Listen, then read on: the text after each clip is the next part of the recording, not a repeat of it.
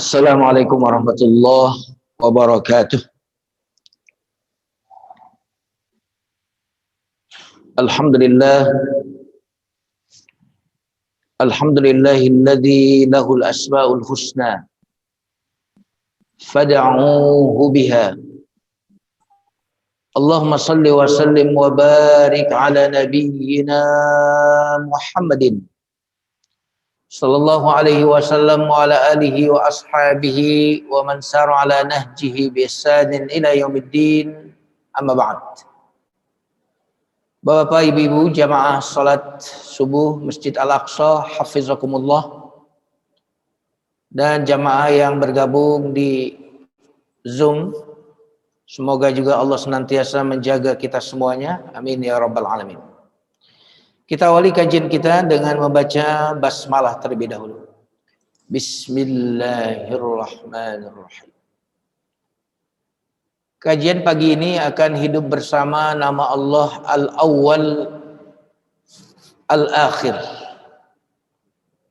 yang pertama dan yang terakhir.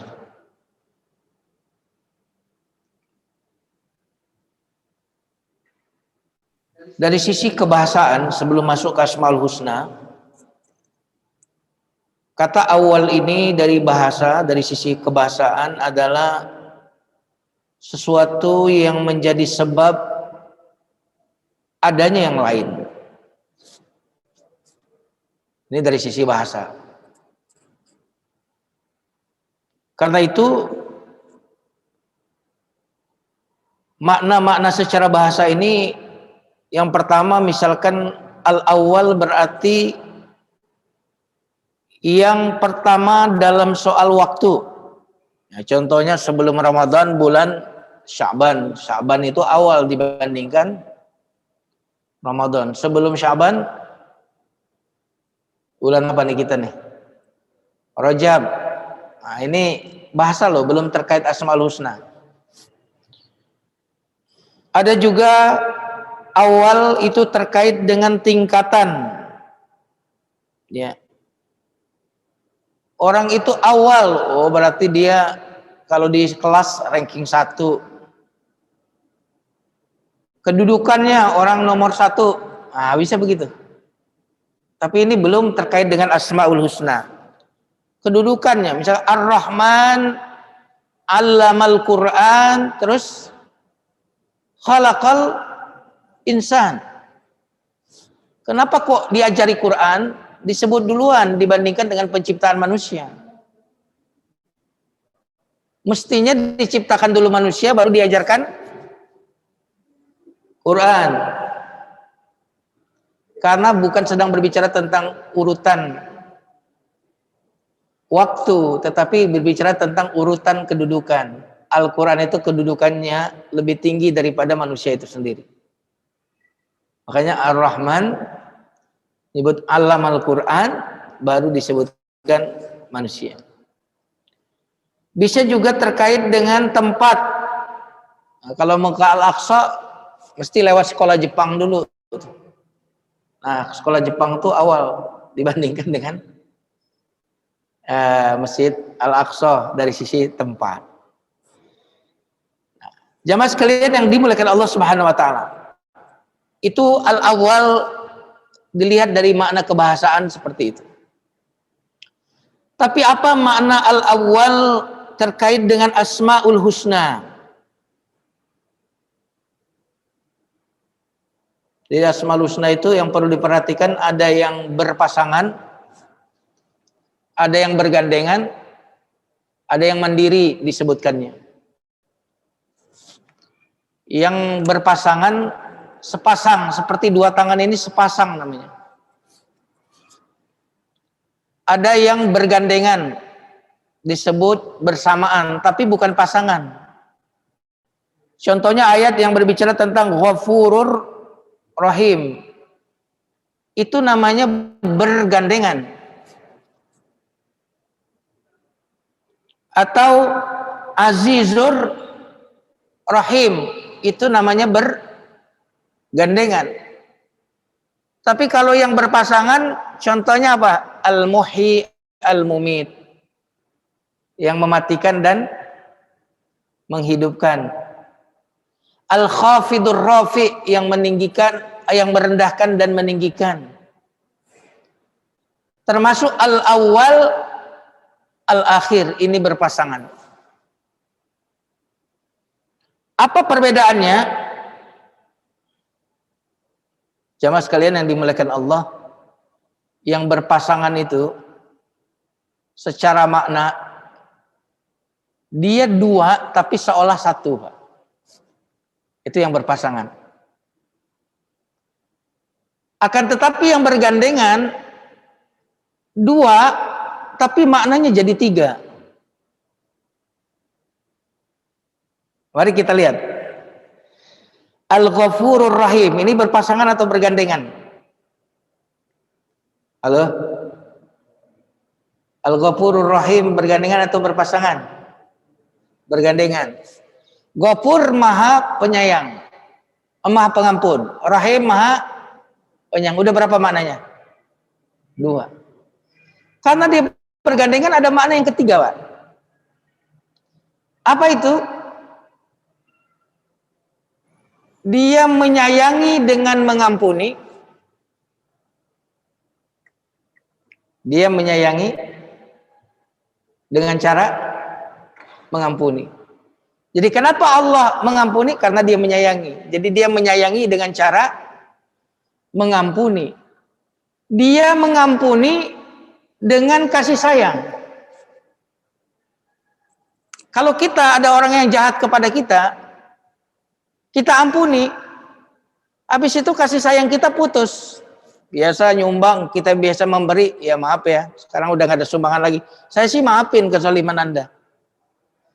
Ya, kita hanya memaafkan, mengampuni dengan maaf, Pak, tapi tidak mengampuni dengan kasih sayang. Sudah nyambung ya? Ghafur maha pengampun, Rahim maha penyayang. Ada makna ketiga. Dia mengampuni dengan kasih sayang, dia menyayangi dengan ampunan. Itu kalau yang bergandengan. Apalagi contohnya?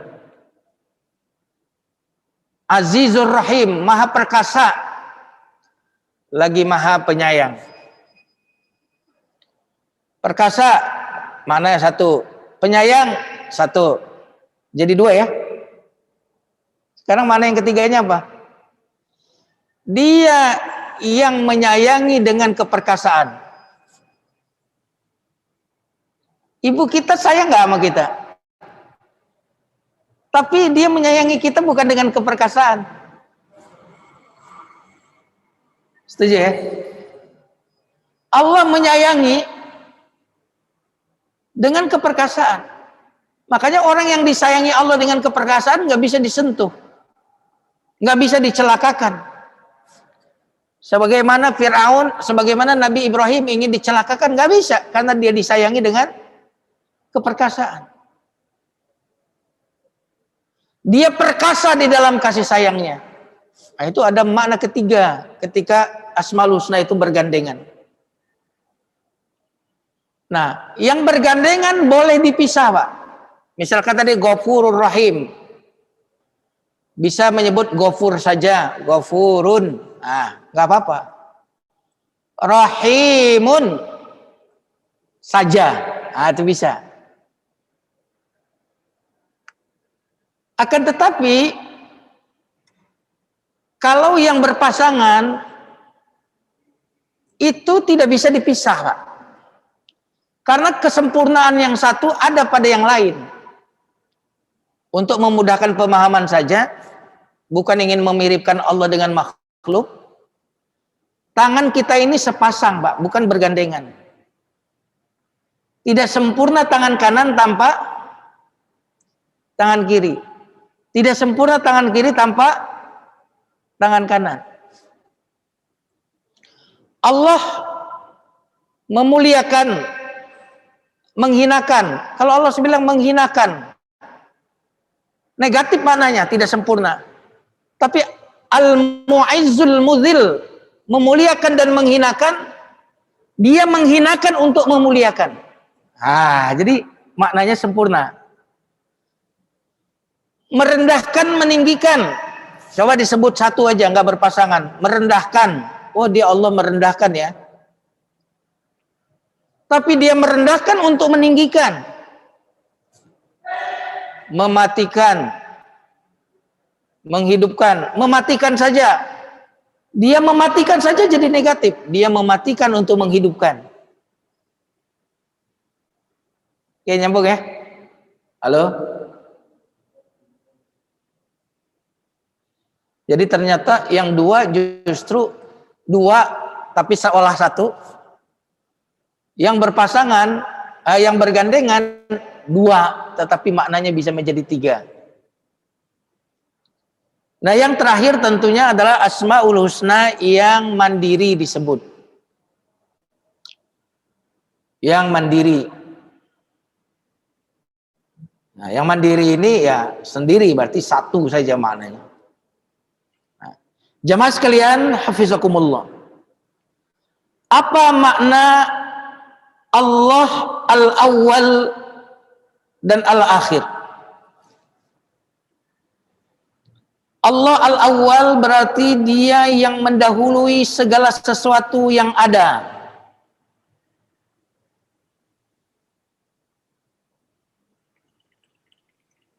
Yang ada dan sudah ada sebelum ada makhluknya, yang tidak didahului dan dibarengi oleh apapun.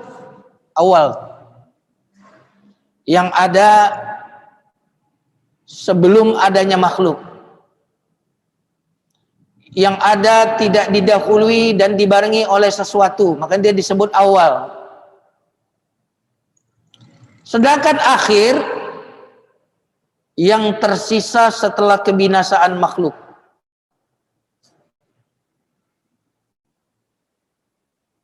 Inilah makna al-awwal. Makanya kalau kita ini nggak bisa disebut awal,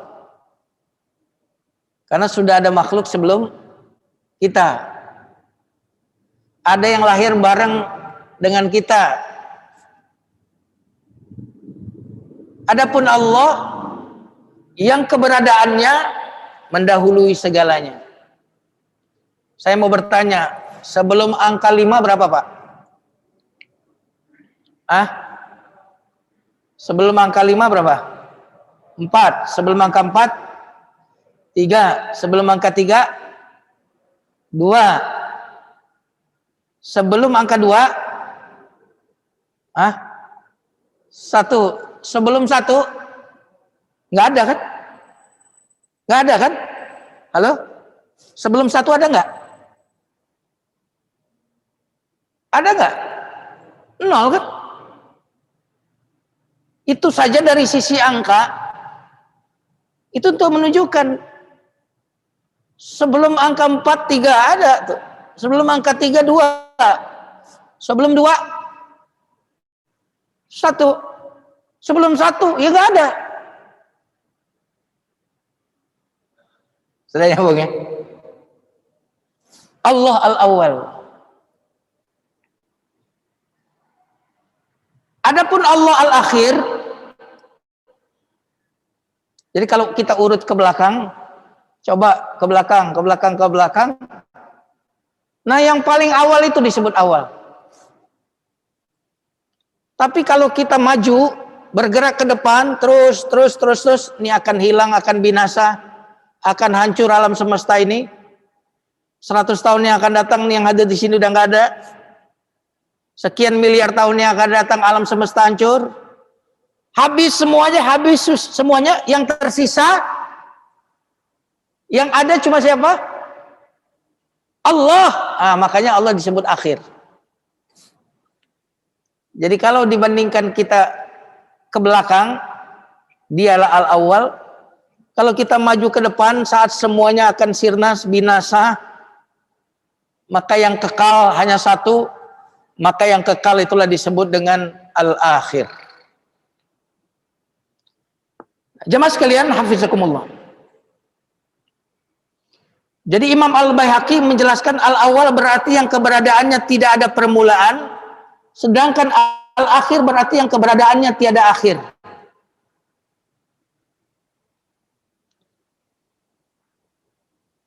Kalau kita semua makhluk ini Pak, didahului oleh awal dan diakhiri dengan akhir. Kehidupan kita ini kehidupan yang didahului oleh awal dan diakhiri oleh akhir. Apa awal kita? Kelahiran. Apa akhir kita? Kematian. Makanya kita tidak bisa disebut awal karena kita berawal dari yang awal. Kita tidak bisa disebut al-akhir ya karena kita diakhiri oleh akhir itu sendiri.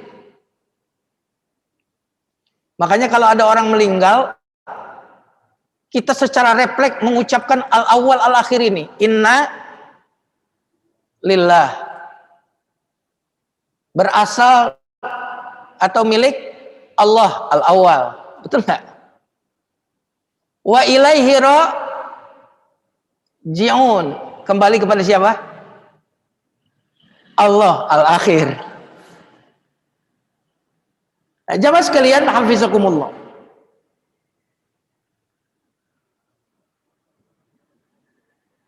Allah al-awwal adalah yang dia tidak berawal. Tidak ada sesuatu pun sebelum Allah. Dan yang menarik yang kita cari di dalam hidup ini adalah kita menginginkan awal dan menginginkan akhir. Jadi yang kita cari dalam hidup ini cuma dua. Kita menginginkan awal dan menginginkan akhir. Ini yang kita cari dalam hidup ini, kalau mau diringkas cuma dua itu. Apa yang dimaksud dengan menginginkan awal? Kita menginginkan seluruh kebaikan berawal. Betul atau tidak? Yang sakit saat ini, apa yang dia inginkan berawal? Sembuh. Kesembuhan sedang dicari oleh orang yang sedang sakit. Maka dia menginginkan awal. Dia ingin segera sakit ini berakhir. Maka dia menginginkan akhir. Sudah nyambung nih? Halo? Ini agak-agak butuh pemikiran. Yang kita cari dalam hidup ini adalah al-awwal dan al-akhir. Kita ingin seluruh kebaikan yang kita harapkan berawal. Dan kita ingin seluruh keburukan yang ada, COVID ini kita inginkan berakhir. Betul nggak? Maka yang kita cari dalam hidup ini adalah al-awwal dan al-akhir. Kenapa demikian? Karena sesuatu itu tidak akan terjadi kalau tidak ada awal. Karena awal inilah sebab adanya dua, sebab adanya tiga. Betul nggak nih? Makanya ternyata semua selain Allah itu nilainya nol, Pak. Sebagian punya pemikiran seperti ini. Seluruh angka selain satu sama dengan nol.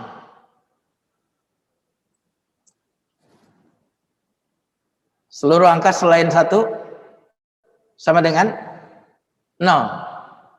Kenapa, Pak? Karena 2, 3, 4, 5, 6, 7 sampai berapa ribu itu kalau nggak ada satu, ada nggak? Ada tidak? Jemaah? Angka selain satu, kalau nggak ada satu, ada nggak?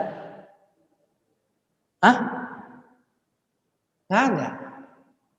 Berarti semua angka selain satu nilainya nol. Karena tanpa satu dia nggak ada. Maka kalau nggak ada Allah al-awwal, nggak ada yang lain. Yang lain tuh gak ada nilainya. Makanya orang yang kenal Allah itu berarti dia memiliki satu. Calon istri kita kenal Allah berarti dia punya satu. Ternyata istri kita cantik. Oh, kasih 0. Setelah 1 kasih 0. Ternyata istri kita ini keturunan konglomerat. Tambah lagi 0. Ternyata dia punya aset sekian, tambah lagi 0, 0, 0, 0, 0, 0. 12 nolnya. Berapa totalitasnya? 1 T. Sekarang 0-nya hilangin. Sekarang 1-nya hilangin. Berapa? Hah? Nggak ada nilainya. Makanya demi Allah, orang kalau nggak ada Allah, 0. Orang tuh nggak ada Allah di hatinya 0. Tapi orang kalau udah ada Allah, apapun menjadi bernilai. Nah, jamaah sekalian, hafizakumullah. Allah al-awwal adalah dia yang menjadi sebab adanya sesuatu. Dia yang mendahului segala sesuatu. Dia yang menjadi awal bagi segala sesuatu.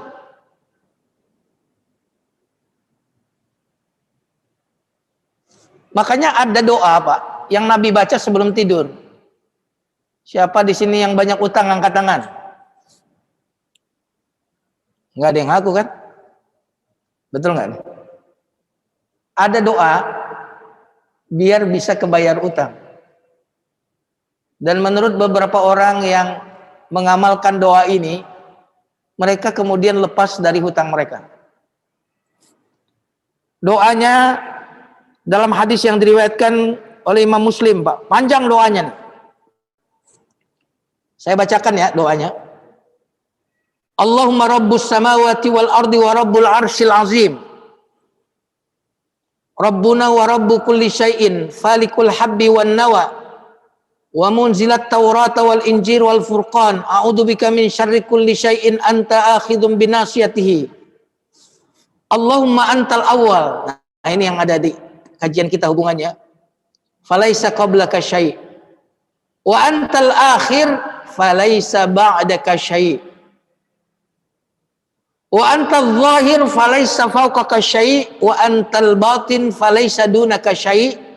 Sampai di sini baru isi doanya. Apa isi doanya? Iqdi 'annad dain. Ya Allah, lunasilah hutang kami. Waghnina minal faqri, dan cukupkan kami dari kefakiran. Ini Nabi baca biasanya sebelum tidur. Jamaah sekalian, coba antum kaitkan permintaan dengan Asmaul Husnanya. Tadi kita menyebut salah satu yang disebutkan dari doa ini adalah al-awwal, al-akhir. Permintaannya apa? Lunasi hutang. Berarti kita ingin hutang ini berakhir. Betul nggak nih? Betul ya? Maka mengapa disebut al-akhir?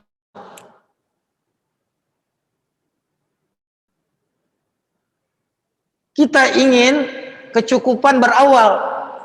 Ya kan isi doanya? Aghnina, cukupkan. Maka yang kita harapkan itu tidak akan terjadi jika tidak Allah yang mengadakannya. Yang kita inginkan untuk berakhir tidak akan pernah berakhir kalau al-akhir itu tidak menginginkannya. Subhanallah. Pandemi ini tidak akan pernah berakhir kalau Allah al-akhir tidak menginginkan dia berakhir. Mari kita perhatikan kisah Musa alaihissalam.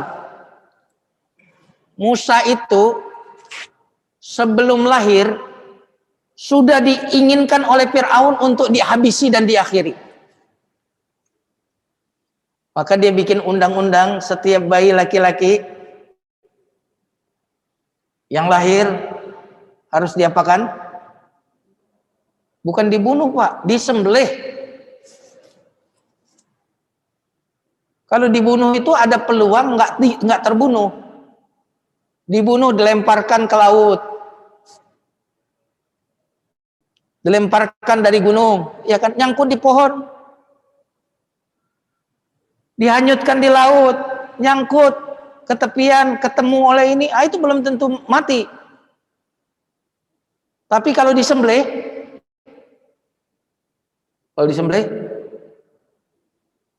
sembelih pasti mati. Makanya ketika Allah menyuruh Bani Israel untuk menyembelih sapi, lalu badan sapi ini, salah satu anggota tubuhnya dipukulkan kepada mayit ini, sehingga mayit ini hidup, di surah Al-Baqarah.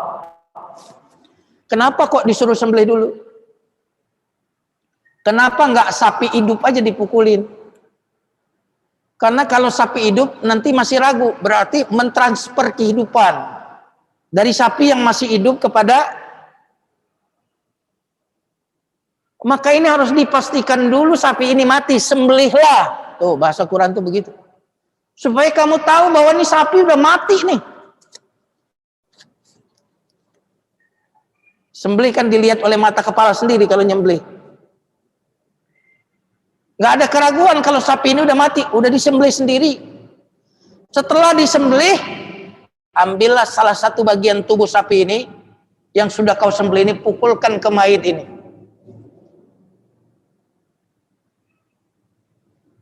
Kembali kepada kisah Musa tadi. Fir'aun membuat undang-undang untuk mengakhiri Musa sebelum Musa lahir malah.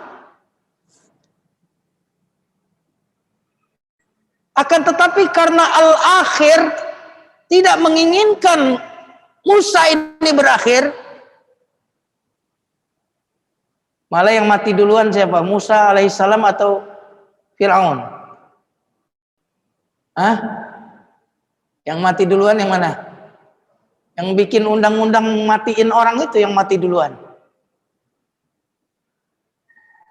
Musa justru dibesarkan hampir sekitar lebih dari 35 tahun, Pak. Musa alaihissalam itu diasuh oleh Fir'aun langsung. Hidup di kerajaan Fir'aun. Difasilitasi oleh Fir'aun. Fir'aun ingin mengakhirkan Musa, menghabisi Musa agar berakhir, tapi Al-Akhir tidak ingin Musa itu berakhir, maka tidak akan pernah berakhir. Kasih contoh lagi, Namrud. Namrud menginginkan Nabi Ibrahim berakhir.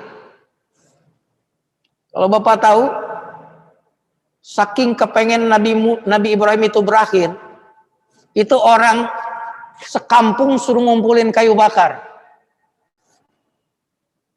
Kira-kira kayak apa kalau orang sekampung suruh ngumpulin kayu bakar? Tentu kayu bakarnya banyak banget.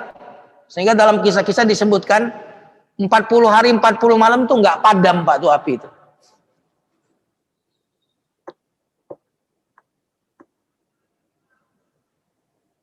Berarti ada hujan nggak?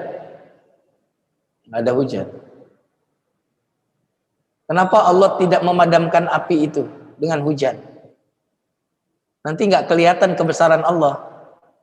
Kenapa Allah tidak menghindarkan Nabi Ibrahim dari kebakaran itu? Misalkan Nabi Ibrahim diikat lepas, ya kan? Atau apinya itu kena angin sehingga apinya itu pindah ke tempat yang lain, sehingga nggak jadi mengenai Nabi Ibrahim. Tapi api itu dibiarkan menyala, tidak ada angin yang menggiringnya ke tempat yang lain, tidak ada hujan. Nabi Ibrahim pun terikat dan dilemparkan. Ini menunjukkan bahwa Yakin betul usaha mereka ini telah sesuai apa yang mereka rencanakan. 40 hari 40 malam setelah api itu padam, mereka kemudian mengorek-ngorek abu-abu itu. Dan mereka kaget, ternyata Nabi Ibrahim justru kedinginan di dalam api itu. Mereka menginginkan Ibrahim berakhir, tapi al-akhir tidak menginginkan Ibrahim alaihissalam berakhir, maka tidak akan berakhir.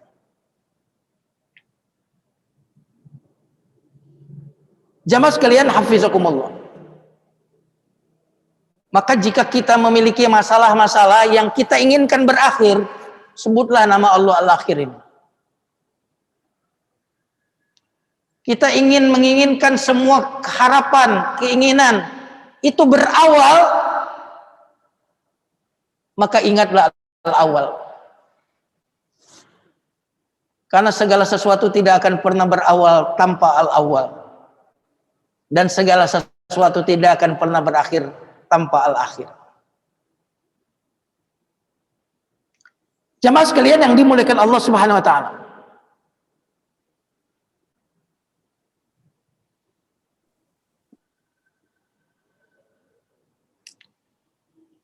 Nama Allah al-awwal al-akhir ini akan membuat sebuah optimisme.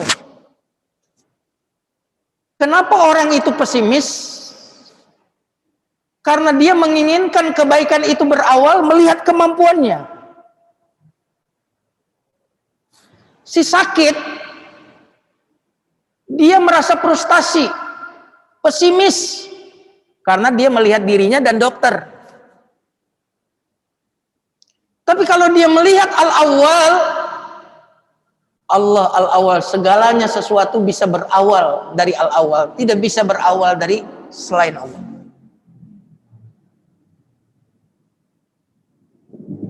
Kita ini kalau mengandalkan diri kita akan pesimis. Di hari-hari COVID seperti ini, Pak, kalau kita mengandalkan masker, pesimis. Betul nggak deh? Halo? Tipis ini masker nih. Tangan kita kan nggak dimaskerin. Cuci tangan, kaki kita kan nggak dikasih kalau masuk suatu ruang, juga nggak kita ini. Kalau kita mengandalkan selain Allah, kita menjadi lemah, kita menjadi pesimis, kita menjadi orang yang takut. Tetapi ketika kita mengatakan al-awwal al-akhir, hanya akan berawal apa yang saya inginkan kalau al-awwal itu menghendaki. Hanya akan berakhir penderitaan yang saya alami jika al-akhir itu menghendaki, Pak.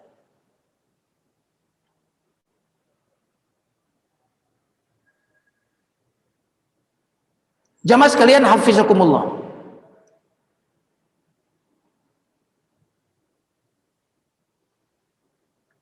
Mari kita perhatikan ayat Quran, Pak.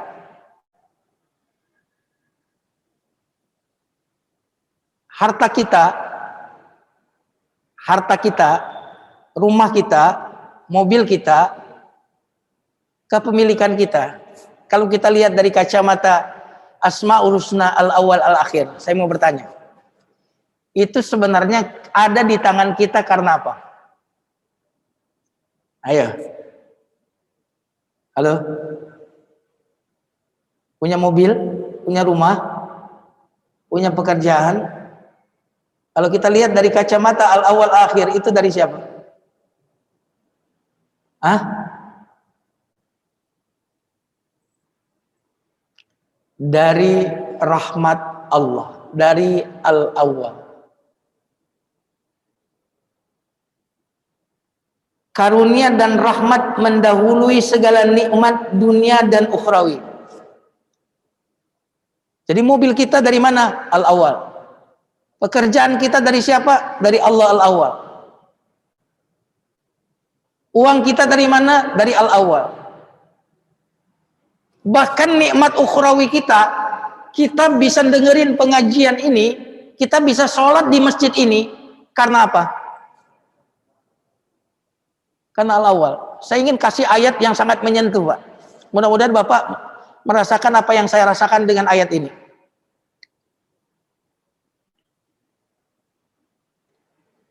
Ayat ini insya Allah awalnya semua kita hafal. Coba kita cek hafal beneran nggak ya? Wa in ta'uddu ni'matallahi. Halo, coba bersama saya. Wa in ta'uddu ni'matallahi tuhsuha. Saya yakin Bapak Ibu jamaah sekalian hafal ayat ini. Jika kamu menghitung nikmat Allah, satu nikmat Allah itu disebut satu nikmat. Kamu nggak bisa menghitung satu nikmat ini. Ayat ini 2 kali disebut dalam Al-Quran dengan redaksi awal yang sama tapi ujungnya yang beda. Ingat ya, awalnya sama, ujungnya beda. Saya berharap mudah-mudahan bapak-bapak, ibu-ibu merasakan apa yang saya rasakan dengan ayat ini. Supaya kita paham al-awal.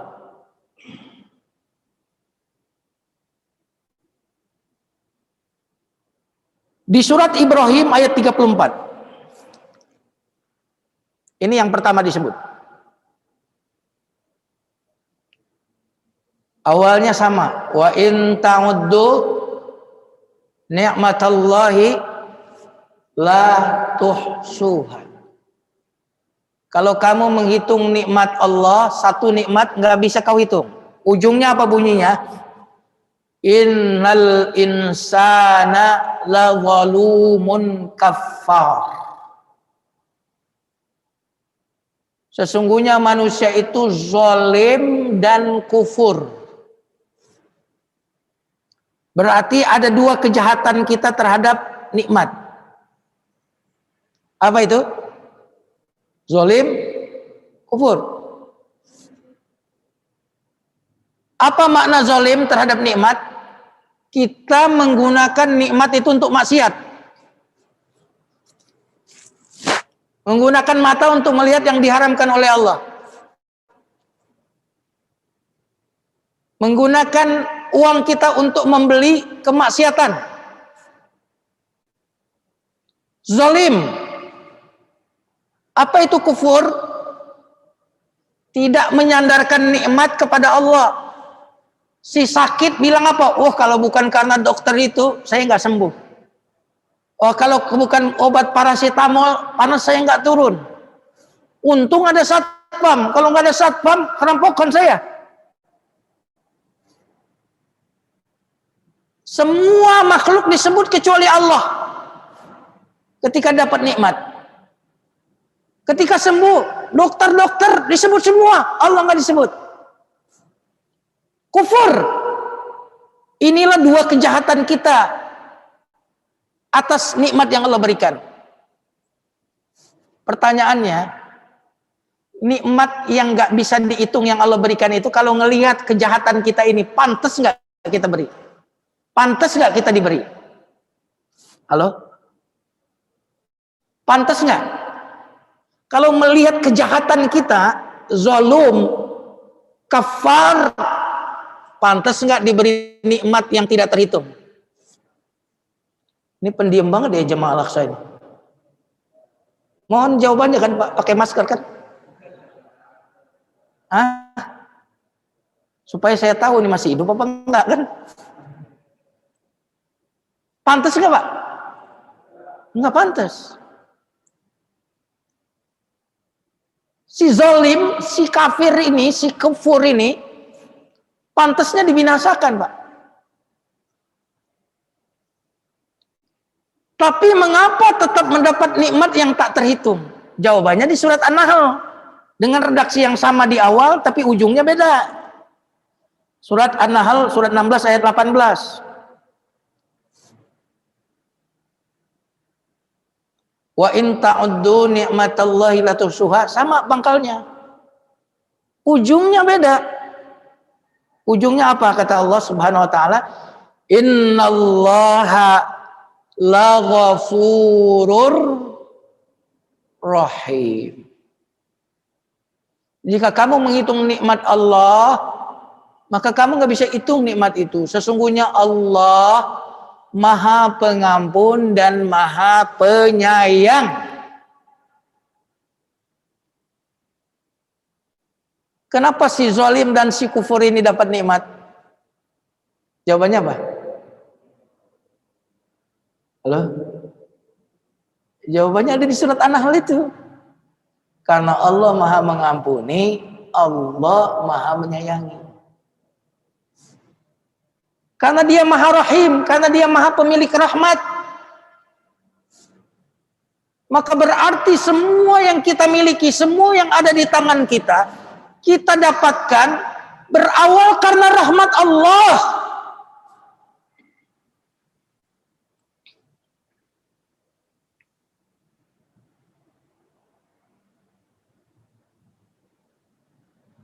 Kita ini ke masjid ini karena rahmat Allah. Makanya ketika azan berkumandang, hayya 'alas shalah, apa sambutan kita? La haula wala quwata illa billah. Enggak akan ada daya dan kekuatan saya untuk salat kalau enggak kau bantu ya Allah. Iyyaka na'budu wa iyyaka nasta'in. Hanya kepadamu kami beribadah dan hanya kepadamu kami minta tolong untuk beribadah. Allahumma inna ala dzikrika wa syukrika wa husni ibadatika. Nah, jemaah sekalian yang dimuliakan Allah Subhanahu wa taala, sudah terasa al-awal ini? Sudah terasa? Jadi jangan pernah mengatakan kalau kita memiliki sekarang rumah yang bagus, mobil yang bagus, pekerjaan yang bagus, jangan pernah mengatakan itu karena kecerdasan kita.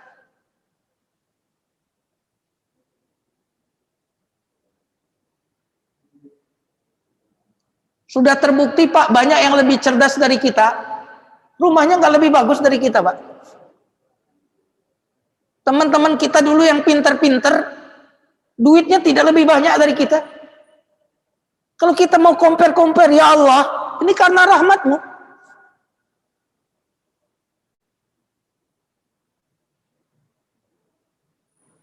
Jadi kita ini mendapatkan nikmat bukan karena kita baik, tapi karena Allah baik. Karena rahmatnya lah. Ini penting jamaah sekalian yang dimuliakan Allah Subhanahu wa taala. Mengapa tadi Allah menyebutkan Maha Pengampun, Maha Penyayang? Digabungkan, pengampun, penyayang. Karena Allah memberikan nikmat dengan ampunan dan kasih sayang. Ini kita bayangin aja nih, seseorang tidak penyayang dan tidak pengampun.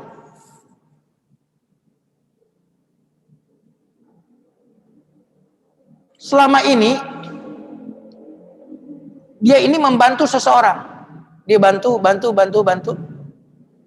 Lalu kemudian orang ini memfitnah yang membantu. Kira-kira pertanyaan saya, setelah orang yang membantu ini difitnah oleh yang dibantu, kalau yang difitnah ini tidak memiliki ampunan, atau memiliki ampunan tapi tidak memiliki stok kasih sayang yang besar, kira-kira ini masih diberi bantuan apa enggak? Kalau dia pengampun, ya saya maafin, tapi bantuan enggak. Kasih sayangnya lemah. Betul atau tidak nih? Makanya seringkali kita memaafkan orang yang jahat sama kita, tapi kemudian ya maaf ya, kalau yang biasa saya berikan ya udah enggak lagi deh. Tapi saya udah maafin dia. Kita itu mengampuni cuma dengan memaafkan. Tapi kalau Allah mengampuni dengan kasih sayang, ketika Allah mengampuni, maka keran kasih sayangnya dibuka lagi. Inilah mengapa keutamaan istighfar itu luar biasa Pak. Ketika kita bilang astagfirullah, astagfirullah, astagfirullah, karena dosa-dosa kita kepada Allah itu Pak, ketika sudah diampuni, maka keran rahimnya, keran rahmatnya itu akan dibuka kembali.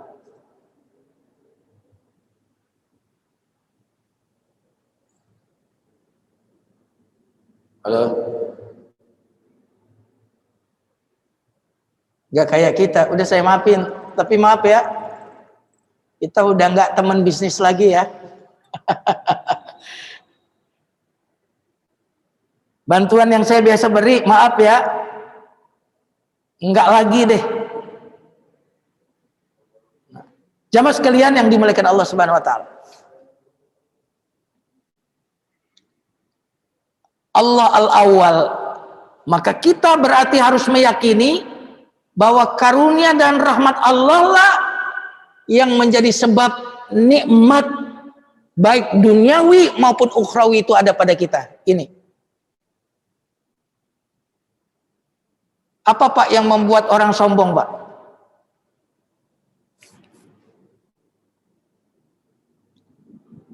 Orang itu jadi sombong karena dia menganggap kesuksesannya itu karena diri dia, Pak. Allah Subhanahu wa taala menyebut 2 milioner di dalam Al-Qur'an. Yang pertama Qarun, yang kedua adalah Nabi Sulaiman. Yang pertama siapa? Qarun di surat Al-Qasas. Apa kata Qarun dengan segala macam kekayaannya itu? Yang kunci gudangnya aja Pak, harus orang yang berotot besar untuk mengangkat dia, saking beratnya tuh emas. Kata Qarun, qala innama utituhu ala ilmin indi. Saya bisa begini kaya ini karena kecerdasan saya, Pak. Makanya mengapa Qarun itu sombong? Menyombongkan diri. Kenapa? Karena dia merasa apa yang dia punya karena kehebatan diri. Tapi sebenarnya alasan Qarun ini lemah banget. Oke, karena kecerdasanmu. Sekarang pertanyaannya, siapa yang ngasih kecerdasan kepadamu? Kan gitu. Oke, karena ide-idemu. Siapa yang mengilhamkan ide itu kepadamu? Nanti kembali kepada al-awwal, Pak. Oh, karena keturunan saya, orang tua saya itu kaya semua, jadi saya jadi kaya. Oh, siapa yang membuat engkau lahir dari keturunan orang kaya itu?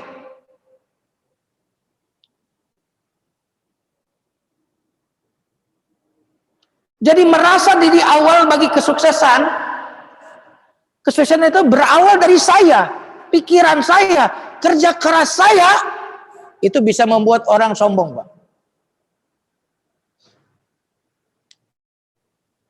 Coba aja, Pak.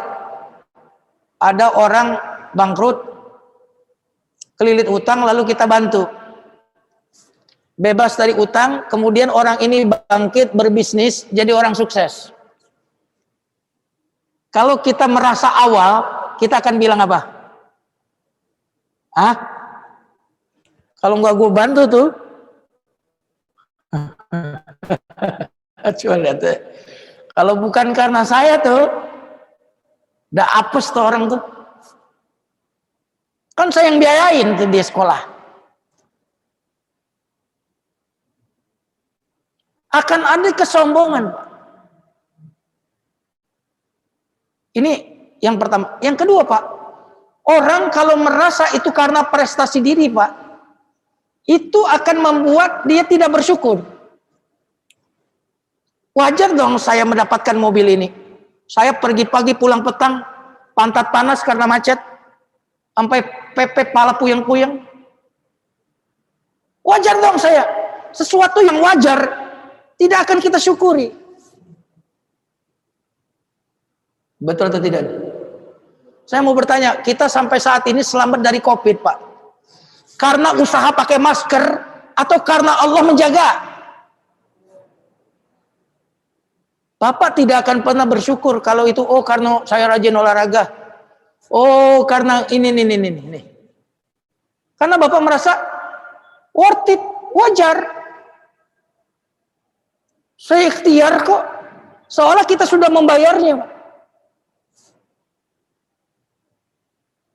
Jadi saya wajar mendapatkan fasilitas ini. Saya sudah membayarnya. Nggak ada excited di situ. Nggak ada surprise itu. Tetapi saya bisa sukses begini. Nggak kebayang saya bisa sesukses ini ya. Waduh, kalau saya lihat ke belakang, kayaknya kagak bakal saya seperti ini nih.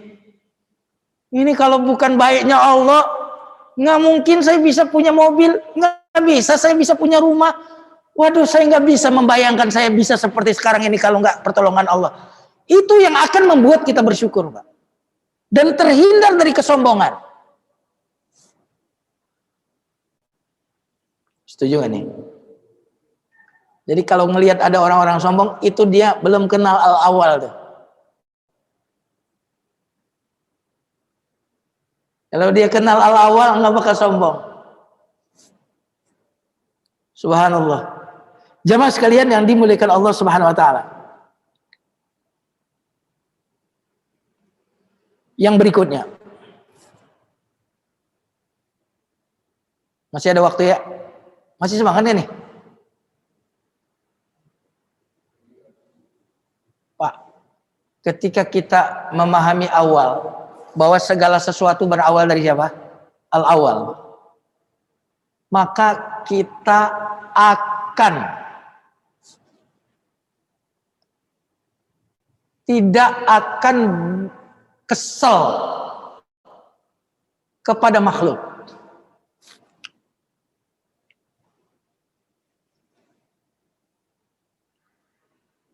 Karena makhluk itu bukan awal. Bukan penyebab terjadinya sesuatu. Saya kasih contoh ya. Seorang anak jatuh, semoga Allah melindungi anak-anak kita. Amin. Nggak ada yang amin di sini. Amin. Seorang anak, semoga Allah melindungi anak-anak kita, jatuh dari lantai 7. Meninggal. Kira-kira orang tuanya bilang apa? Innalillahi wa inna ilaihi raji'un. Ya sudah takdir, nggak ada yang disalahin. Tinggal di apartemen lantai 5, lantai 6 jatuh. Gampang dia begitu. Tapi kalau seorang anak lagi jalan di jalan, tiba-tiba kelindes mobil, meninggal. Sekarang pertanyaannya apa? Apa sikap kita? Nyalain siapa? Hah? Halo? Nyalain siapa? Kalau tadi kan nggak ada yang disalahin tuh. Nyalain siapa ya? Di rumah sendiri. Ya udah takdir. Sekarang kelindes oleh supir oleh mobil ya. Supirnya ada berhenti. Sekarang yang dimaki-maki siapa? Yang diomel-omelin, dimarahin siapa? Tapi kalau kita memahami bahwa al-awal terjadi segala sesuatu adalah siapa? Allah. Supir ini hanya sekedar alat, sekedar jalan, tetapi sesungguhnya bergeraknya segala sesuatu itu disebabkan oleh al-awal. Kira-kira jadi kesel banget nggak? Jadi marah nggak? Jadi kita membalas orang ini atau enggak? Iya, kita menuntut hak kita, tolong gantiin. Iya, tapi kita akan lebih terkendali. Kenapa? Karena kita menghubungkannya dengan Allah. Inilah mengapa kita beriman kepada takdir, Pak. Orang-orang yang tidak mengimani takdir, kalau terjadi apa-apa akan menyalahkan si anu. Ini gara-gara dokter ini lambat nih, jadi mati nih. Coba kalau dia nggak telat, nggak bakal mati nih. Ini gara-gara dokter ini nih salah diagnosa nih. Kalau dia nggak salah, nggak bakal mati nih. Gara-gara dia nih, coba saya nggak ketemu dia nih, nggak sial saya. Kita akan menyalahkan banyak orang, Pak. Tetapi kalau kita mengatakan al-awwal, dialah al-awwal. Maka meskipun kita ada rasa perih, Pak, itu akan lebih terkendali. Disinilah mengapa keimanan kepada takdir itu penting.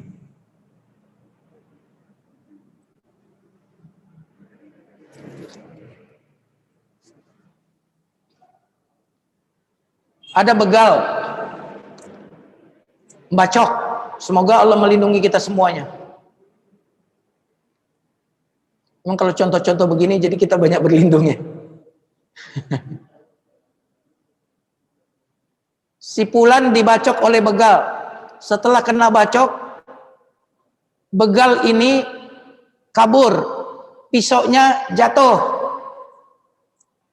Yang kena begal ini nggak sampai mati, pokoknya luka dia. Pertanyaan saya, ini yang kena begal ini marah sama pisaunya itu atau sama begal? Kenapa? Kenapa nggak marah sama pisau? Hah? Karena pisau ini hanya alat saja.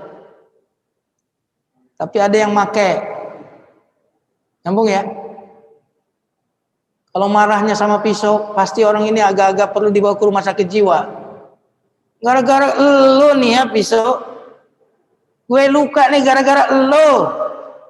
Nah, orang gila nih gak waras. Mestinya dia marahnya sama begal. Jamaah sekalian, yang namanya virus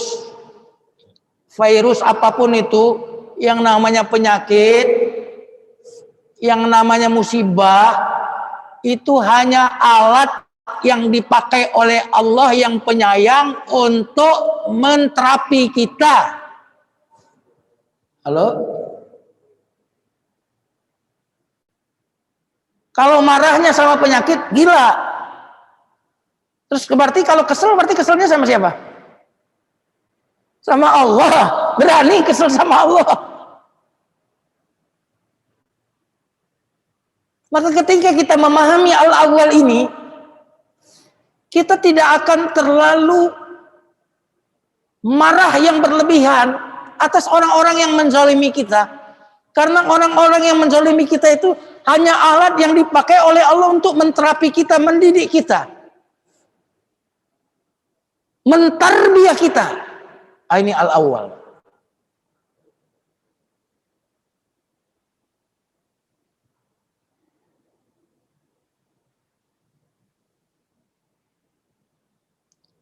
Maka dari sini jamaah sekalian, orang-orang yang meyakini Allah al-awwal, dia akan bergantung kepada siapa, Pak? Kepada al-awwal itu. Karena kebaikan yang diharapkan tidak akan pernah berawal kalau tidak diinginkan oleh al-awwal itu. Maka dia bergantung kepada al-awwal. Inilah mengapa orang-orang muslim itu dia akan lebih kokoh, lebih tegar, lebih kuat karena dia tidak pernah bersandar kepada makhluk. Makhluk-makhluk ini, Pak, sekarang dia memuji kita, besok dia mencaci kita. Si Fulan memuji kita, yang satu lagi menghina kita. Si makhluk ini, Pak, dia berakhir, dibatasi oleh al-akhir. Dia berawal dan dia berakhir. Maka bergantung kepada selain Allah itu rapuh. Orang-orang yang beriman itu, meskipun dia pakai masker seperti kita ini, Pak, nih, tapi di hatinya ada pelindung saya, yaitu Allah.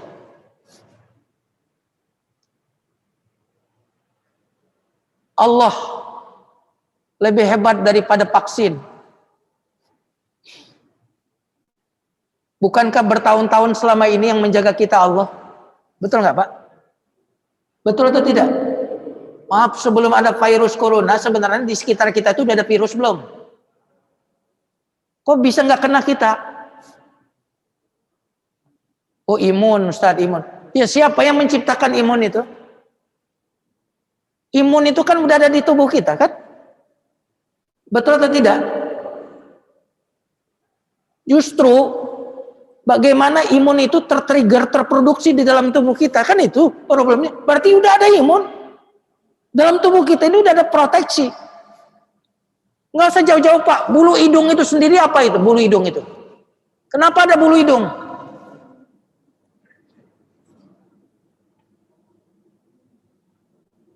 hidung ini fungsinya Pak untuk melindungi Pak.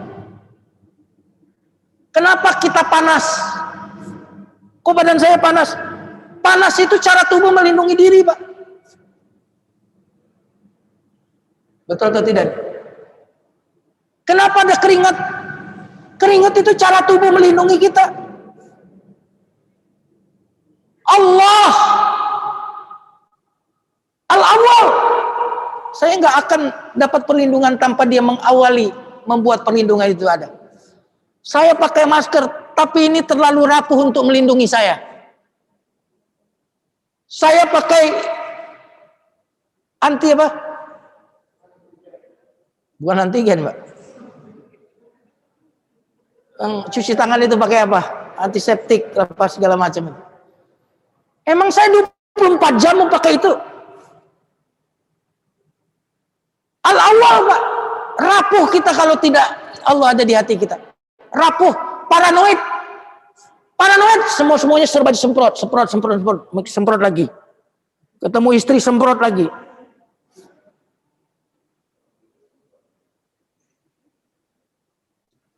Udah cuci tangan belum? Udah cuci tangan, dikit-dikit cuci tangan. Wah, serem hidup kayak gitu tuh. Tapi dengan protokoler yang standar, di hati kita ada Allah yang maha memproteksi saya. Ada Allah Al-Awwal. Bergantung kepada Allah. Siapa di antara kita yang betul-betul isolasi di rumah, jarang keluar rumah, angkat tangan. Ayo, yang jarang keluar rumah, angkat tangan. Semua kita ini susah kalau nggak keluar rumah. Siapa yang udah nggak jajan di luar, nggak beli bakso, nggak beli mie ayam, angkat tangan. Kalau ngandelin usaha kita, Pak, udah kena kita ini kalau ngandelin usaha kita. Betul atau tidak nih? Tapi karena Allah Al-Awwal, dia yang mengawali perlindungan untuk kita. Maka bagi siapapun yang mendengar ini yang sedang sakit, sakit Anda tidak akan berakhir jika Al-Akhir tidak mengakhirinya.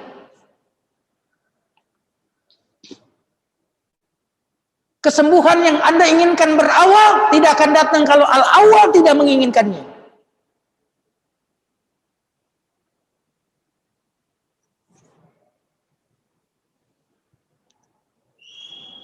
Oh iya, saya sampai dari tadi ngomong Al-Awwal Akhir.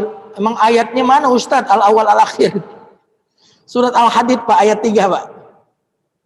Karena satu-satunya memang di dalam Al-Quran sekali itu disebut Al-Awwal Al-Akhir, ini sekali aja. Ayat 3 Al-Hadid.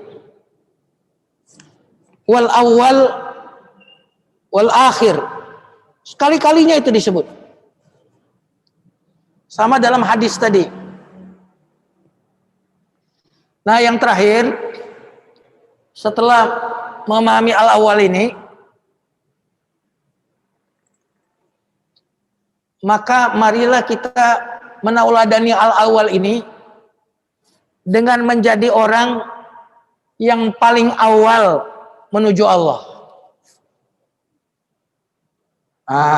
Gitu. Kita ini biasanya kalau urusan dunia paling awal. Betul nggak nih?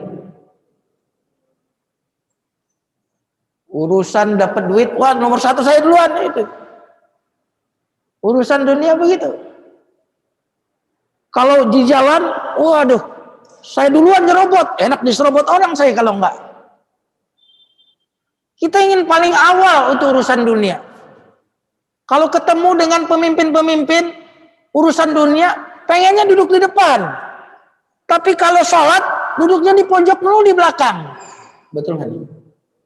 Betul nggak nih? Halo? Kalau pengajian maunya di belakang. Enak Ustadz, nyaman Ustadz. Kalau di belakang bisa nyender Ustadz. Iya. Makanya Allah kasih tahu hanya kepadaku lah kau bersandar. Karena Allah tahu nyender itu enak, nyaman. Makanya Allah bilang kepadaku lah bersandar gitu. Karena nyender itu enak. Ini mohon maaf, ini bukan nyindir, ini biar supaya canda aja, biar nggak tahu. Makanya kalau lagi umroh Pak, nggak usah takut nyasar Pak.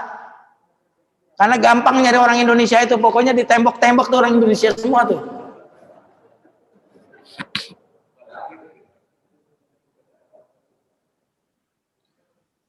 Hanya ada dua pilihan Pak menuju Allah itu, nggak ada pilihan yang ketiga. Kalau menuju Allah itu dua redaksi ini Quran, berlomba-lomba bersegera. Nggak ada pilihan yang lain. Sabiqu ila magfiratin min rabbikum, berlomba-lombalah. Wasari'u, bersegeralah. Cuma itu doang. Mana yang lebih utama, bersegera atau berlomba, Pak?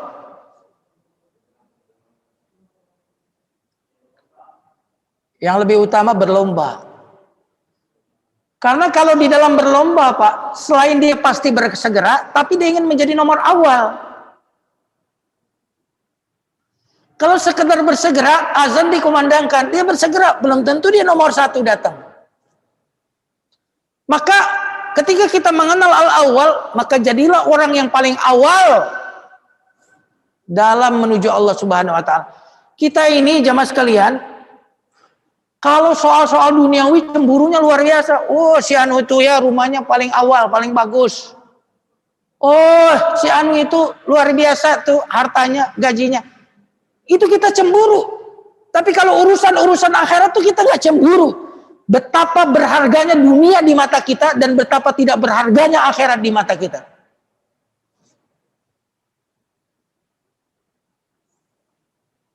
Dan yang terakhir jemaah sekalian, karena Allah adalah al-akhir, maka jadikanlah Allah itu tujuan kita. Oh, akhir tujuanmu kemana? Ke Bandung. Maka kamu mau kemana? Mau ke Bandung. Berarti Bandung itu tujuan. Apa tujuan kamu hidup? Allah. Berarti Allah itu tujuan. Jangan jadikan selain Allah sebagai tujuan kita. Karena yang membuat kita berdosa Pak, adalah ketika kita menjadikan selain Allah sebagai tujuan. Itu berarti kita sedang membuka peluang dosa. Tetapi ketika kita sudah menjadikan Allah tujuan, maka kita sedang menutupi pintu-pintu dosa. Wallahu a'lam bishawab, ini yang saya bisa sampaikan. Silakan kalau ada yang mau bertanya atau mau menambahkan juga boleh. Pemahaman ini bisa ditransferkan ke anak kita sendiri. Karena betapa sulitnya pemahaman Asmaul Husna itu bisa diterapkan baik sendiri kita apalagi terhadap anak-anak. Ya. Otomatis ketika pemahaman Asmaul Husna ini terbentuk, tidak ada kekhawatiran, tidak ada ketakutan. Wala tahinu wala tahjanu in kuntum a'launa mu'minin. Demikian aja Pak Ustadz. Ya. Luar biasa, pertanyaan Bapak juga luar biasa. Itu karena awal pertanyaan Bapak luar biasa. Subhanallah. Jadi ketika Bapak tadi bagus sekali materinya, saya langsung ingat al-awal nih. Bukan karena kehebatan saya, al-awal.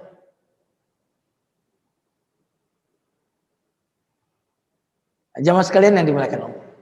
Ada sebuah hadis, siapa yang memiliki anak-anak, maka hendaklah dia bersifat kanak-kanak. Ada hadisnya itu. Nah, itu maknanya luas. Ya. Yang pertama, anak-anak itu nggak nyaman sama orang tua karena orang tua itu bersikap bukan seperti dia, tapi dia nyaman dengan anak-anak yang seusia dia, kan? Betul nggak? Maka ketika kita bersama anak-anak, bersikaplah seperti anak-anak. Cara bicara. Makanya kenapa guru-guru TK itu, kalau dia ngomong didengerin, ditunggu, dikangenin. orang tua mah enggak. Ya bapak datang lihat. Kok udah pulang pak?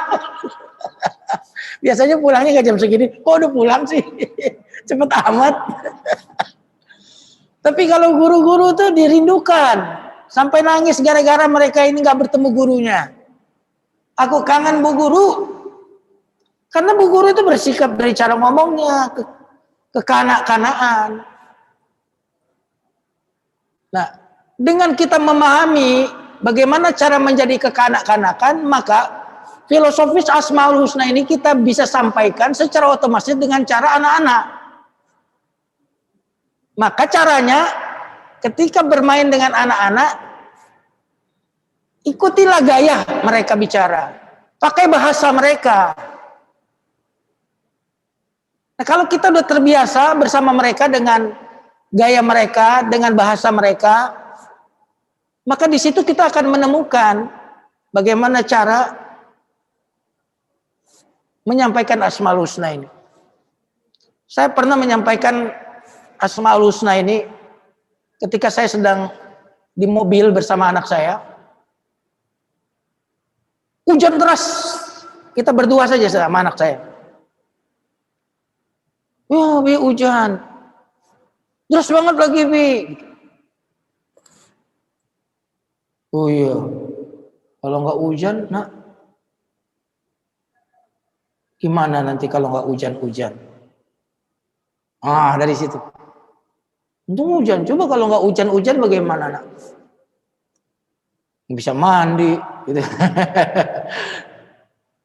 Nggak bisa cuci pakaian. Ya kan gitu. Nggak bisa masak.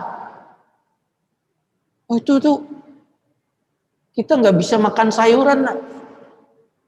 Kita nggak bisa mengkonsumsi buah-buahan, nak. Terus itu dari dialog yang nggak kita rancang, tapi memang meluncur begitu saja, tapi kita hubungkan. Baik banget ya Allah itu menurunkan hujan kepada kita.